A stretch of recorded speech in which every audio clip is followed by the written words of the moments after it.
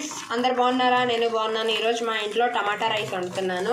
First onions వేసుకొని fry చేస్తున్నాను, కరివేపాకు వేస్తున్నాను, అల్లం వెల్లుల్లి పేస్ట్ వేస్తున్నాను.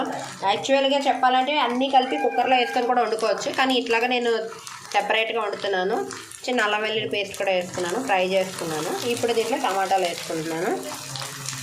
అంటే సెపరేట్గా ఒక కర్రీ లాగా వండుకొని దాన్ని రైస్లో కలిపేసుకోవడమే.